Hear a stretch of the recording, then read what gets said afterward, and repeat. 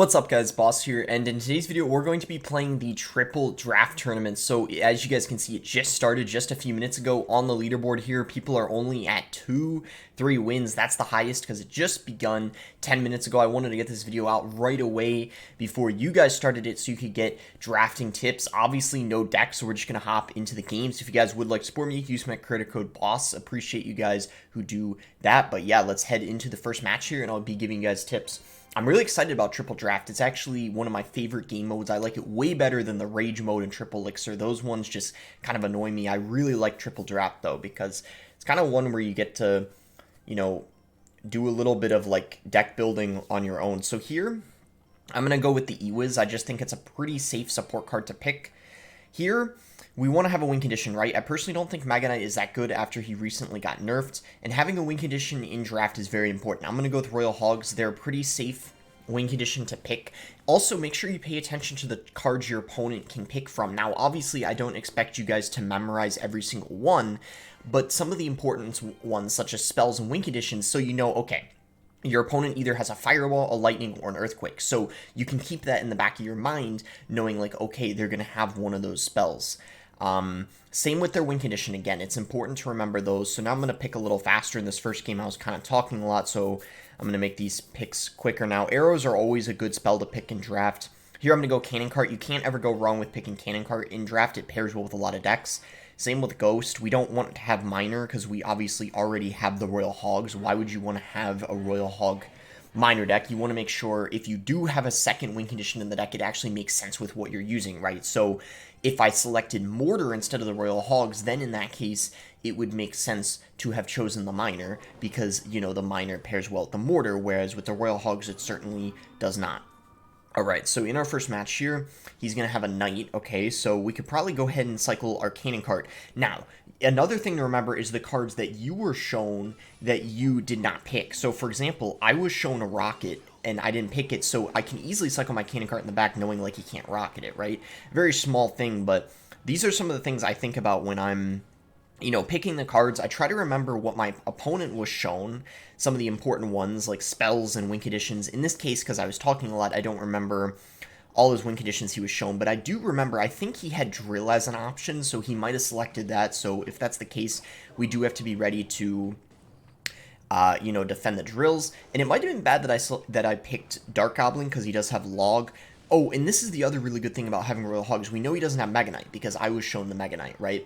So when picking your win condition, that's definitely something you can consider. So so as you can see, he has the Drill, and I was ready for it because I knew that he had that as an option. He had Drill, and I think the other ones were maybe he had Hog Rider. I can't remember for sure, but either way, so far a pretty good start to this match. So you got Magic Archer. We could probably go for just a Cannon Cart here. Okay, bad Knight, and, okay, yeah, that works, nice. I mean, the Knight will take out the Cannon Cart, so I guess it ended up not being that bad after all. It kind of sucks it didn't stay alive, so I can't counter push with the Royal Hogs, but either way, we're in an okay situation, so I think we're fine. We'll just go Royal Hogs here to pressure. Oh yeah, and I forgot to unmute. Usually, in videos, I have emotes on, because I know you guys do enjoy seeing the emotes. So we're going to go Ghost here. And, okay, he's going to go Bandit. So we can actually Tombstone in the back, I think. Just because it's pretty good against Drill, just to have the skeletons, all surrounding your tower. So no matter where they play it, it's going to help out on defense.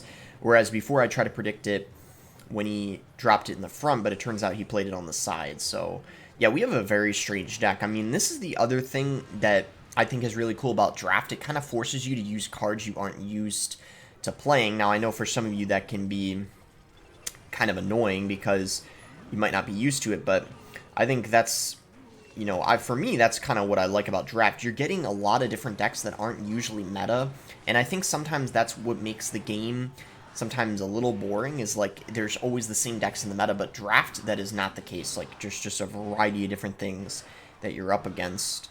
So we can go Dark Goblin here. We're going to go for the Cannon Cart. Very aggressive Magic Archer from him. We're just going to go for an Ewiz to reset it. Unfortunately, the Dark Goblin actually got pierced through on the Magic Archer shot. So we're going to get some shots there with the Dark Goblin. And then I think here we just go Royal Hogs. We're having a little bit of a hard time getting damage. This has definitely been a slow game because of him having Fireball, but the Ghost is going to make it on top of the tower and get a couple shots. I think I'm just going to poison because we have his tower so low at this point that really I just need to, yeah, just get like a tiny bit more damage. It's over. I don't think arrows do enough, but oh no, they actually do. Wow. Yeah, they do a lot of damage. I forgot. Over 100. So this can be GG. We win the first one. Both of us had crazy decks, as expected, because it's draft, and likely all the other games will be pretty off meta, too. The most important thing, I think, as I already said, is making sure you have a somewhat decent win condition. That's your main goal, and in that case, we had a clear win condition in the Royal Hogs. Okay, so here. I think the safest card to pick is probably... I know it might seem weird I'm not taking log. I think it's better to take arrows there. Arrows are really good in draft, and he was shown delivery in those spells, and he's shown spells. So remember the ones your opponent has. He can select between poison, fireball, freeze. Well, if he's smart, he'll probably take fireball, right? Or poison. I highly doubt he'll take the freeze. Now, for us, I think we probably... This is kind of a tough one, but I'm honestly leaning towards lightning or rocket. You know what, Earthquake, because there's a very high chance we'll be given a building, and even if we aren't, it can be used. It's safer than Lightning or Rocket, which might get no value. Magic Archer is really good in draft. It's kind of like a win condition, and as you can see, he could take a cannon or a hut, so it's very good. I took Earthquake. Kind of like planning ahead, knowing they're likely going to be shown a building. I'm going to choose a P.E.K.K.A. because it's a good tank, and, okay, here, I'm going to go... This is a very tough decision, but I'm going to go Ice Golem. It's to kite. I just don't think Rascals are that good. It's important we have a... I'm going to do Goblin Giant. See, this is where Firecracker 2, and let's do Bowler. This is very weird. But Firecracker's good because I have arrows, right? So he can't kill them with, you know, arrows because I'm the one who has them. So yeah, I'll probably try to be a little quicker with...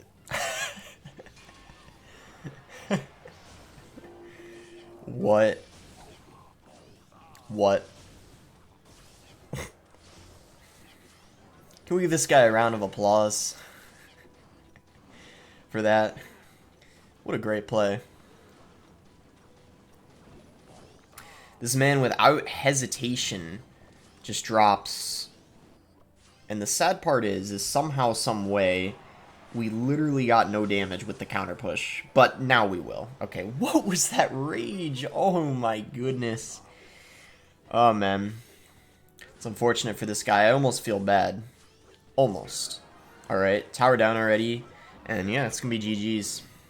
I think we already won. We just have to defend. We have P.E.K.K.A. for the E-Giant, so what more could we ask for? Firecracker low-key kind of decent against E-Giant too, because it keeps like shooting yourself back. So even though on ladder I don't think Firecracker's that good right now, it's very good in drafts. It's just one of those cards that there are some cards that are better in draft than they are on ladder. Another example of that would be Recruits. Recruits are actually very, very good in draft. I don't know why, but I just think there's some cards that fit in a variety of decks, and Recruits are one of them. And another one is Cannon Card. So those, I'm kind of naming some like key cards right now that when you see them, you likely should always take them. There are some exceptions, but I wanted to mention those. And then as for the win conditions, I feel like you can't really ever go wrong with taking Miner, because I feel like it's a very versatile card. And something like, you know, Mortar, Hog Rider, Drill, those are all very good as well. Whereas the more expensive win conditions, like Golem, be very cautious taking those. I know it's kind of weird because I took the Goblin Giant, but I was kind of dealt a pretty bad hand. I mean, looking at this deck here, I could have been in a lot of trouble if my opponent had a really good deck, but luckily he doesn't seem to have an amazing one, and we did get lucky with getting P.E.K.K.A. With him having E-Giant. So we're going to Earthquake this. And we're going to go Firecracker here. And yeah. GG. P.E.K.K.A. this Valk. Yeah, this deck is very strange too. I mean, Valk, E-Giant. It's draft, I mean. What do you expect? Gob Giant, Ice Golem. GG's.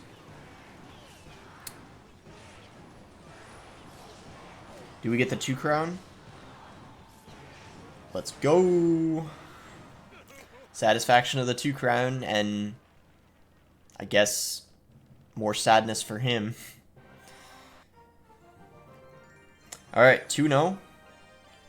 Let's get it. Let's keep it going. Go for probably 5 wins this video. Because, yeah, the games take longer because of the picking at the beginning. So, probably 5 instead of the 6 I typically do for the first global tournament video. Or Royal tournament.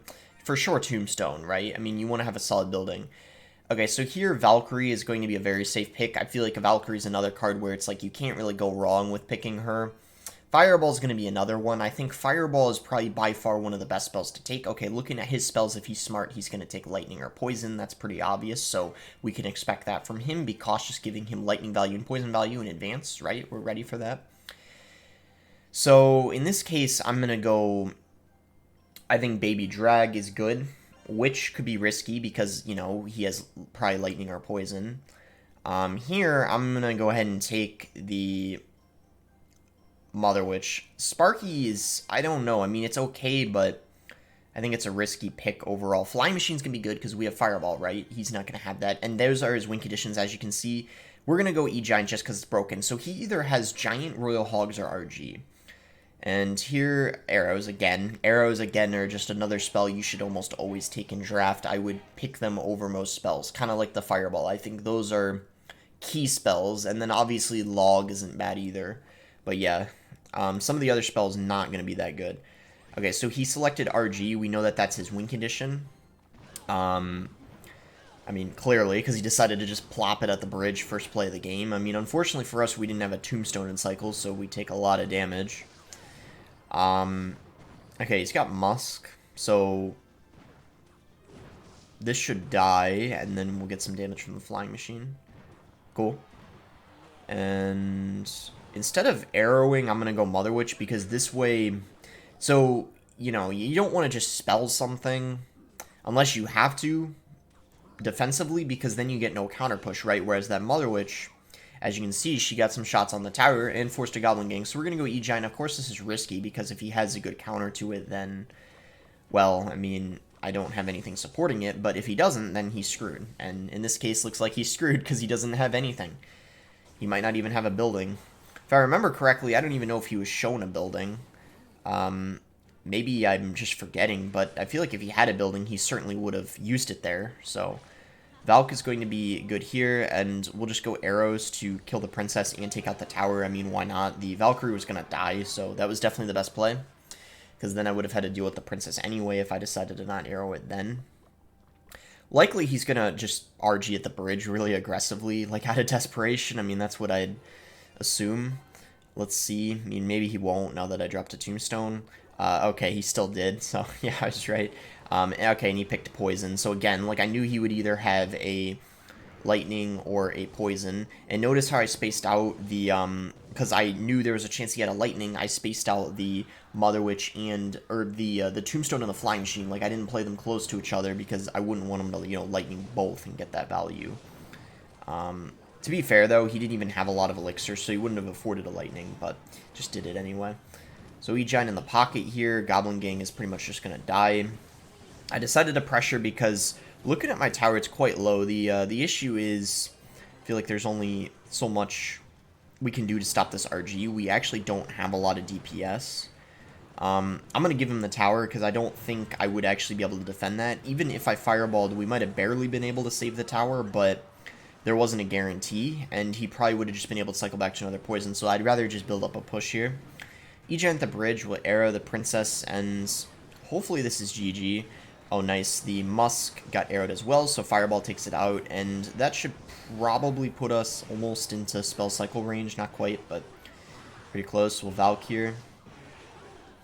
And I have to say, we overall got a really solid deck. I mean, E-Giant, Baby Dragon, you know, Mother Witch, that's like kind of 3 cards in the deck that actually make sense. And I mean, even the Tombstone you could see fitting in Electrogiant. So solid deck. I mean, in draft standards, that is not bad at all, I would say. Not too shabby. Alright, 3-0. We'll play a couple more games. Let's head to the next one here. Alright, so Princess, Ice Wizard, Dark Goblin. I would say, you know, definitely Dark Goblin's fine. Likely he's probably going to take Firecracker or Bats. Alright, we're going to take Valk here. He probably will take Minor. That's just my guess. And then again, most casuals don't think Earthquake's good, so usually earlier on you can guess your opponent's going to take a Fireball or a Poison. Just kind of a small tip. Here I'm going to take a Lightning. I think it's a little safer than Rocket. Okay, recruits, again, goes back to, like, you should always take them. Okay, pay attention to spells. Spells your opponent's shown is important. Log, arrows, barbed barrel. Likely he'll take log or arrows. I mean, I'd almost guarantee that. So we can expect one of those spells. So we got to be careful when we use our Dark Goblin. And then here, because we haven't shown how much that pairs well with the Tornado, I think having Snowball is a safer pick. And then Hog, I mean, Graveyard doesn't make any sense whatsoever in the deck we're using. Hog at least pairs well with Snowball and Valk. Here, we're going to go Magic Archer. Even though we have Dark Goblin, I just think Magic Archer is one of those cards you should pretty much always take. And with us having Recruits and Hogs, we don't want to take Electro Spirit because it could lead to a King Tower activation. So I really feel like I'm kind of overanalyzing here, but I hope you guys can, at least I hope you guys can understand. I'm really trying my best to explain, you know, my thought process to you guys, because I'm trying to give you guys the best advice I possibly can. So I do hope you guys are enjoying it. It probably does, in the process, though, kind of make me sound like a nerd, but, you know, I guess that's okay. Anyway, let's probably activate the King Tower here. Yeah, we'll go ahead and do that. Nice. So we get the King Tower activated, and we'll probably send in the Hog, because he just used his E-Barbs, and he doesn't have a lot of Elixir, so we're gonna... Okay, so he's got the Fisherman. Wow, I didn't actually think he would pick that, because I think, if I remember correctly, wasn't he shown a Miner as well with an Ice Golem? So why would he pick a Fisherman over a Miner? So this is why you can't...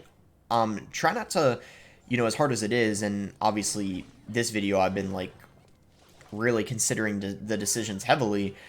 This is why I think you shouldn't ever assume, or like 100% assume, your opponent picked a certain card. Even if you think it was surely the better option, they might not take it, because I'm like really shocked he took a Fisherman. I mean, that's obviously not a good pick instead of the Miner, but some people just don't have the same thought process as you. So it's like, the point I'm making is just don't rely on your opponent making the right decision, I guess. Anyway, we can just snowball the Executioner here, and we'll go in for a Hog Rider to distract this. Should be good. It'll probably force E-Barbs out of him. There's the E-Barbs. And we still get a hit because he played the E-Barbs kind of late. So we have the option of going Valk or Recruits. Probably Valk is better because it's, you know, it's cheaper. And this way I can save the Recruits for when he decides to go in for a Mortar. Okay, Firecracker at the bridge. He's getting pretty desperate here at this point. So we'll just cycle Magic Archer in the back. And, okay, we'll snowball the Skeletons, maybe send in a Hog Rider again to pressure. He'll likely go for a Defensive Mortar if he knows what he's doing. Okay, no, he doesn't. He decides to go E-Barbs. So, we just go Valkyrie here to protect everything. And Lightning this, the Firecracker bounced back, so now we can hit it and the tower. And then just one more Lightning and it's GG.